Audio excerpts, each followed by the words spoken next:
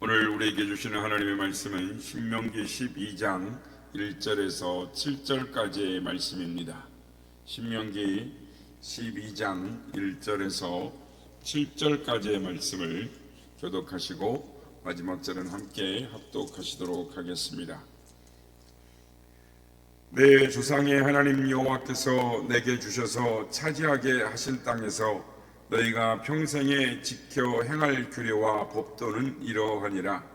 너희가 쫓아낼 민족들이 그들의 신들을 섬기는 것은 높은 산이든지 작은 산이든지 푸른 나무 아래이든지를 막론하고 그 모든 것을 너희가 마땅히 파멸하며 그 제단을 헐며 주상을 깨뜨리며 아세레상을 불사르고 또 그 조각한 신상들을 찍어 그 이름을 그곳에서 멸하라.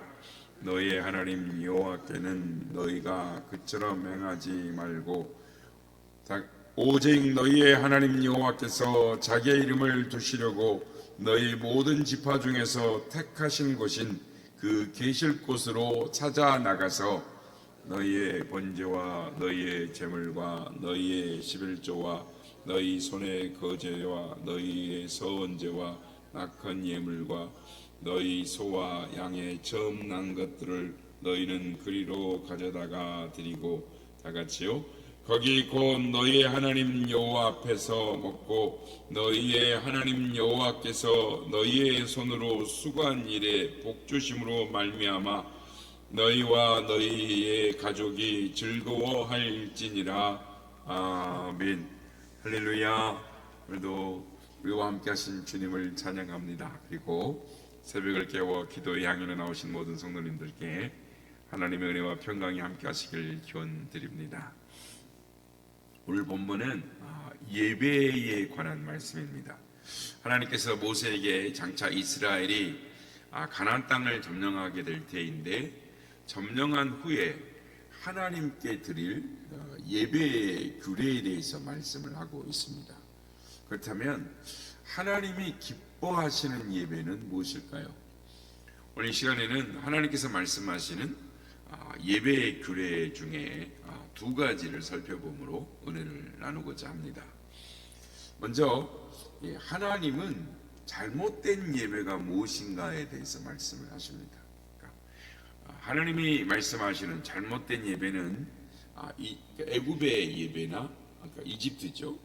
이집트의 예배나 가나안의 예배가 잘못되었다라고 말씀합니다. 그러니까 이스라엘이 나온 이 애굽에는 대표적으로는 10가지의 신이 있습니다. 그리고 수만의 신이 있습니다. 우리 지금 지척에 있는 일본도 우상이 800만 가지가 있다 이렇게 말을 하는데 더 있을 수도 있습니다. 왜냐하면 자기가 원하면 신이 되는 거예요. 자기가 보고 이걸 자기 마음에 뭐가 이렇게 컵이 하나가 있다. 그럼 이건 나한테 의미가 있어. 여기 신이 붙어 있는 것 같아. 그럼 이게 신이 되는 거예요. 애굽에도 그런 거죠. 그래서 각 신들마다 예배하는 신전이 있고 장소가 따로 있었습니다. 그러니까 장차 이스라엘이 들어갈 이 가나안 땅에 신들이 많았다는 겁니다. 오늘 보면 2절에 보면 너희가 쫓아낼 민족들이 그들의 신을 섬기는 곳은 높은 산이든지 작은 산이든지 푸른 나무 아래이든지 라고 말씀을 하십니다. 무슨 말입니까? 가나안 사람들은 성전을 세우는 이런 예배처를 따로 만들지 않았습니다. 그러니까 그들은 어디 있어든지 높은 산이든지 작은 산이든지 언덕이든지 무성한 나무 아래든지 커다란 바위 밑에든지 어디든지 자신의 필요에 따라서 거기에다가 신상을 세우고 우상 숭배를 했던 것이죠. 그러다 보니까 막 가나안 천지가 이것저것이 제단들이 막 만들어져 있고 석상과 목상이 세워져 있었습니다. 이렇게 이 애굽, 그러니까 이집트나 가나안에 예배 처소가 이렇게 많았던 1차적인 이유는 뭐였냐면 그들이 다양한 신을 믿었습니다. 자신들의 필요에 따라 신을 믿었던 것이죠. 그러니까 그들이 이제 다양한 신을 믿는 이유가 뭐냐면 만든 이유가 뭐냐면, 자, 태양이 떠 있는데 태양이 막 구름이 가려지고 혹은 뭐 이렇게 흐려지고 그러면서 막 비가 온단 말이에요. 그러면 뭐가 필요합니까? 태양이 필요하니까 태양신을 불러요. 그러다가 이제 비가 와야 되는데, 우기 때 우리가 어제 살펴본 것처럼 우기가 됐는데 비가 안 오면 작물이 죽잖아요. 그러면은 그때는 비신을 부르는 거예요. 자기 필요에 따라서 태양신을 부르고 비신을 부르고 이렇게 하는 것이죠. 그들이 섬기는 신의 종류도 많았습니다. 예를 들면 가뭄을 지배하는 신, 농사를 지배하는 신, 밤이나 어둠을 지배하는 신, 건강을 주관하는 신, 모두 그들이 원해서 신을 만들었죠. 우리들도 보면 온갖 미신 잡신이 많습니다. 뭐 주왕신이야 그래서 장독대를 서늘고, 뭐 우리 부뚜막에 또 아랫목에 뭐 이런 신이 굉장히 미신 잡신이 너무 많았죠. 우리나라도. 어쨌든 그들이 원해서 신을 만들었습니다. 그러다 보니까 예배의 처소도 본인의 필요와 생각에 따라서 맞는 곳이면 어디든지 필요에 따라 했던 것이죠. 그러나 하나님은 이 모세를 통해서 가나안에 들어가면 가장 먼저 해야 될 일이 있는데, 그것은 우상을 섬기는 것은 다 허물라라고 말씀합니다. 제단뿐만 아니라 석상도 부수고 목상도 불태우고 신상들을 불태우고 그들의 이름이 그곳에 지워져서 아무도 기억하지 못하게 하라. 이렇게 해서 없애라. 그런데 이제 어떻게 보면 이게 가나안의 이 우상들은 가나안의 문화입니다. 그래서 그들의 역사이고 그들의 삶의 흔적이라 할 수 있습니다. 그러다 보니까 지금은 그런 논쟁이 없습니다만은 한 20여 년 전, 30여 년 전만 이런 논쟁이 있었고, 지금도 수면 위로 오르지 않지만 논쟁이 있습니다. 그게 무슨 말이냐면, 오늘날 같으면 문화유적이다, 전통예술이다 이렇게 해서 잘 보존해야 된다라고 말을 하죠. 우리 같은 경우에는 전주 사슴놀이, 그건 무당을 발굴하고 무당을 하는 놀이거든요. 근데 이제 우리는 전통 문화다, 문화유적이다 해서 국가가 돈을 주고 막 해요. 우리가 믿는 사람들 입장에서 보면 하나님이 기뻐하시지 않는데 그런 부분이 있어요. 그렇다고 또 충돌을 일으키게 해서 이렇게 하면 안 되죠. 그러니까 성숙된 신앙 안에서 해야 되는데, 어쨌든 하나님께서 왜 이런 철저히 이것을 없애라, 가나안에 들어가면 철저히 없애라 하셨는가? 그러니까 가나안에 들어가서 가나안의 우상들의 제단을 그대로 두면 다음과 같은 일들이 일어날 것을 아셨기 때문입니다. 우리가 읽지는 않았지만 30절에 보면은 너는 스스로 삼가 내 앞에서 멸망한 그들의 자취를 밟아 올무에 걸리지 말라. 또 그들의 신을 탐구하여 이르기를 이 민족들은 그 신을 어떻게 섬겼는고 나도 그들과 같이 하겠다 하지 말라. 그러니까 가나안은 광야를 40년 동안 떠돌았으니까 이스라엘보다는 좀 멋있어 보이잖아요. 발전돼 보이잖아요. 그러니까 안정되고 높은 문화 수준 생활을 볼 것 같으니까 저 사람은 어떻게 이렇게 잘 살게 되었을까? 부러워하고 그들이 했던 것처럼 우리도 하면 우리도 잘 살 수 있지 않을까? 우리 같으면 돈을 잘 벌고 안전하게 살 수 있지 않을까? 그래서 뭐 무당 찾아가서 부적 쓰고 고사 지내고 막 그러는 거 아니겠습니까? 그런 것처럼 그렇게 되면 우상의 올가미에 걸려들게 된다는 거예요. 그러니까 가나안의 우상들과 그 예배 방법을 없애야 하는 가장 중요한 이유는 31절 말씀대로 하나님께서 그 모든 것을 싫어하시고 역겨워하시기 때문입니다. 이렇게 가나안 신들과 예배의 처소를 철저히 없애는 대신에 오늘 보면 5절에 보면 하나님께서 뭐라고 말씀하시냐면, 오직 너희 하나님 여호와께서 자기의 이름을 두시려고 너희 모든 지파 중에서 택하신 곳인 그 계실 곳으로 찾아 나아가서 예배하라 라고 말씀합니다. 그러니까 성전 시대가 열리기 전까지는 예배의 중심은 성막이었습니다. 그러니까 성막은 예배의 중심이었고 이스라엘 백성들은 성막을 중심으로 성막에서 예배드려야 했는데, 성막은 하나님이 택하신 장소 세우겠다. 그래서 구약에는 이 성전, 솔로몬의 성전 시대가 열리기 전까지는 실로에 성막을 세워놓고 하나님을 예배를 했습니다. 그래서 하나님께서 제사를 드릴 때, 예배할 때, 제물을 바칠 때 아무 데서나 하지 말고 하나님이 택하시는 곳으로 가지고 와서 제물도 바치고 예배도 하라, 이렇게 말씀하셨습니다. 그래서 이스라엘의 예배 장소는 유일 중앙 성소였습니다. 하나님이 택하신 그 장소에서만 하나님이 예배를 받으시고 그 택하신 곳에서만 그들의 제물을 받으셨다라는 것이죠. 그런데 여러분, 하나님이 택하신 곳에 가서 제사를 드린다, 힘들고 불편한 일입니다. 그러니까 예루살렘에서 예배를 드리면 저 가나안, 이스라엘 저 북쪽에 있거나 남쪽 저 유다의 밑에 아래쪽에 있는 사람들은 거기까지 올라오면 굉장히 힘들고 어렵겠죠. 그냥 저를 우리나라 전통 문화, 이 기본 물 한 사발 떠놓고 자기 집 뒷마당에서 앞마당에서 하는 게 더 편하겠죠. 또는 여유 있는 사람들은 굿하는 것처럼 이 소나 돼지 한 마리 잡아놓고 하는 것이 제사를 드리기 편할 텐데, 하나님께서 굳이 당신께서 정하신 그 장소에 와서 예배하라 라고 했단 말입니다. 그렇다면 하나님이 말씀하시는 예배의 첫 번째 규례는 내가 원하는 장소에 와서 예배하라. 그렇다면 왜 하나님께서 굳이 이 구별된 장소를 그곳에서 드리라, 예배를 드리라 라고 말씀을 하셨을까요? 이유가 있었겠죠. 하나님이 장소를 구별하시는 것은 의미가 있습니다.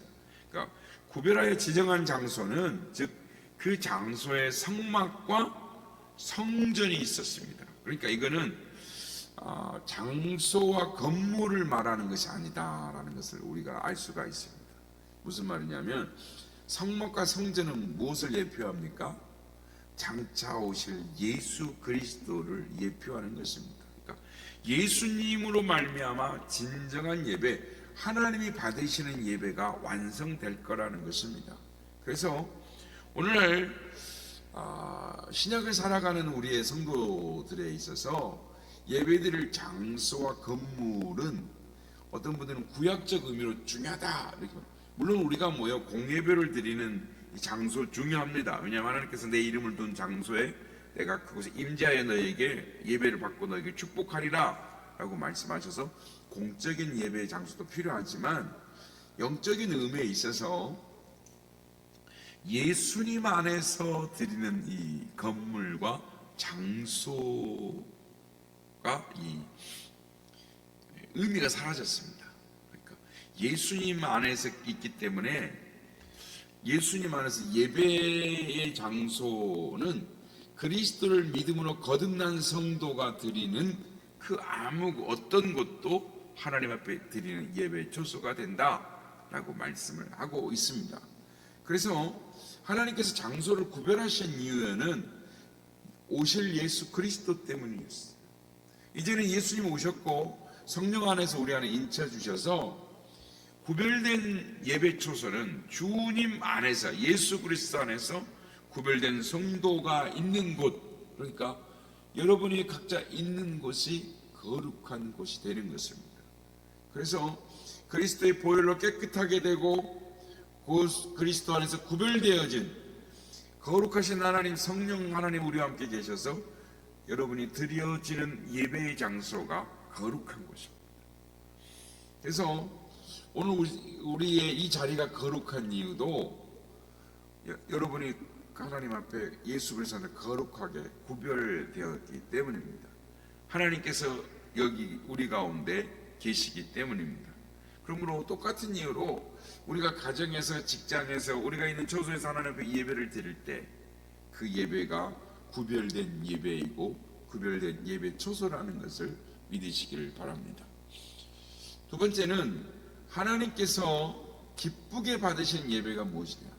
아까는 이제 하나님이 싫어하시는 예배가 뭐냐 했더니 하나님 기뻐 받으신 예배가 뭐냐면 우리가 어떠한 태도와 어떠한 마음 자세로 하나님 앞에 예배를 드려야 하는가라는 것입니다. 오늘 보면 7절 말씀 보면 하나님 기뻐 받으신 예배가 있습니다. 거기 곧 너희 하나님 여호와 앞에서 먹고 너희 하나님 여호와께서 너희의 손으로 수고한 일에 복 주심으로 말미암아 너희와 너희의 가족이 즐거워할지니라. 그러니까 하나님이 기뻐하실 예배는 첫째는 뭐냐면 하나님 앞에서 즐거워하라는 것입니다. 오늘 보면 12절과 18절에도 보면 너희 하나님 여호와 앞에서 즐거워하라, 즐거워하라. 이 말은 무슨 말이냐면 이 원어의 사전적인 의미를 보면 이 포도주를 마셔서 적당한 취기가 올라와서 기분 좋은 상태, 또 지혜롭고 똑똑한 자녀 때문에 신이 날 때 그런 즐거움이죠. 또 사랑하는 사람을 만났을 때 느껴지는 행복, 또 결혼잔치에서 느끼는 즐거움, 또 칭찬과 좋은 말을 들었을 때의 즐거움. 그러니까 이런 즐거움들을 가지고 하나님 앞에서 즐거워할 때 그렇게 즐거움을 하나님을 예배하라 라는 것입니다. 말하자면 감각적인 즐거움이고 실제적인 어떤 쾌락, 그러니까 기쁨과 연결되어지는 우리 삶의 일차적인 즐거움을 가지고 하나님을 예배하라. 이것은 이 즐거움은 생각과 마음과 정서가, 즉 그러니까 영과 혼과 육이 함께 기뻐하는 즐거움으로 하나님 앞에 예배하라라는 것입니다. 그러니까 이 예배에 관련된 즐거움에 대해서 우리 신명기 12장 18절, 16장 11절, 16장 15절, 26장 10절, 11절, 27장 7절, 32장 43절 하나님 앞에 계속 즐거움으로 예배하라 이렇게 말합니다. 또 그래서 여러분이 예배란 기본적으로 즐거워해야 한다, 즐거워야 한다라는 거죠. 그러니까 예배 받으시는 하나님도 즐거워하시지만 예배 드리는 그 예배자의 입장에서도 즐거운 것이다 라는 것입니다. 그렇다면 예배가 왜 즐겁습니까? 먼저는 하나님께 나아가 하나님 앞에 예배자로 서는 것이 즐겁습니다. 그러니까 하나님 앞에 아무나 설 수 있는 것이 아닙니다. 오직 하나님께서 허락하신 자만 하나님 앞에 예배할 수 있습니다. 하나님께서 예배의 자리로 초청한 사람만 예배할 수 있습니다. 그러니까 우리가 이렇게 예배하는 것 어마어마한 특권 가운데 하나님 주신 초청하신 허락하신 것 때문에 우리가 예배할 수 있습니다. 하나님이 예배의 자리로 초청한 사람만, 하나님의 백성만 예배할 수 있기 때문에 예배란 그 자체가 좋은 것이다, 즐거운 것이다. 두 번째는 18절 말씀에 보면 내 손으로 수고한 모든 일로 말미암아 즐거워하라. 7절에도 같은 말씀이 나옵니다만은 왜 즐거워하느냐? 우리로 살게 하실 뿐만 아니라 일하게 하신 것이 즐거움의 이유다라는 것입니다. 그러니까 건강을 주시고 일할 여건을 주시고 일에 대한 재능과 기술을 주시고 일터를 주셔서 우리가 하나님 앞에 살아갈 수 있도록 하는 모든 것들을 하나님 앞에 즐거워하고 감사함으로 하나님 앞에 예배할 수 있다라는 것입니다. 세 번째는 손으로 수고한 일에 복 주심으로 말미암아, 오늘 7절 말씀 보면 즐거워해야 된다. 그러니까 죽도록 수고하고도 그 열매를 거두지 못한 사람들이 있거나 거두어도 절반도 못 걷거나 또는 이 적자 인생을 사는 것, 거둔 것을 재난이나 사고나 또는 어떤 사람에 의해서 잃을 수도 있지 않겠습니까? 그러니까 이런 것들, 손으로 수고한 것들을 하나님께 어떻게 하시겠다고요? 성도들은 하나님이 지켜주시고 수고한 대로 거두게 하시겠다. 그래서 하나님 앞에 예배하러 나온 자는 즐겁게 하겠다는, 여러분 예배가 이렇게 즐거운 예배가 되시기를, 그런 의미를 깨닫고 하나님 앞에 즐겁게 예배드리시는 우리 모두가 되시길 예수님의 이름으로 축복합니다. 그런데 오늘 본문은 예배의 즐거움에 대해서 말씀을 하면서 뭐라고 말씀하시냐면 개인이 아니라 온 가족이 함께 즐거워하라 7절에, 또 자녀와 노비들이 함께 즐거워하라 12절이죠. 또 레인과 나그네까지 함께 다 즐거워하는 예배가 되라. 말하자면 예배는 집안 잔치이고 동네 잔치와 같은 것이다. 그러니까 아이들이 소외되지 않는 예배, 그러니까 노예나 종들이나 이 나그네들도 무시당하자고 함께 즐거워하는 예배, 심지어 이렇게 길 지나가는 그 사람들조차도 기뻐할 수 있는 그런 예배가 하나님이 기뻐 받으시는 예배다. 그들이 동참할 때, 그러면 우리가 우리 주위의 사람들을 하나님 앞에 초청하고 함께 예배드리자 할 때 그 하나님이 기뻐하시기 때문에 우리가 그렇게 예배를 드리자고 하는 것입니다. 물론 이것은 이 전적으로 육신적이고 감각적인 즐거움만 아니라 영적인 즐거움, 신령한 즐거움으로 하나님 앞에 예배할 때 하나님이 기뻐 받으신다라는 것입니다. 오늘 하나님이 기뻐 받으신 예배가 무엇인지를 살펴보았습니다. 우리의 예배가 하나님이 기뻐 받으신 예배가 되길 원합니다. 그리고 우리 예배가 모든 성도들이 즐거워하는 그런 예배가 될 수 있도록 서로를 돌아보고 섬기고 또 서로를 세워줘서 주 안에서 주께서 주시는 사랑과 평강과 기쁨을 맛봄으로 하나님이 기뻐 받으신 예배로 나아가는 우리 선한 이웃 지체들, 우리 교회 가운데 그런 예배가 회복되기를 예수님의 이름으로 축복합니다.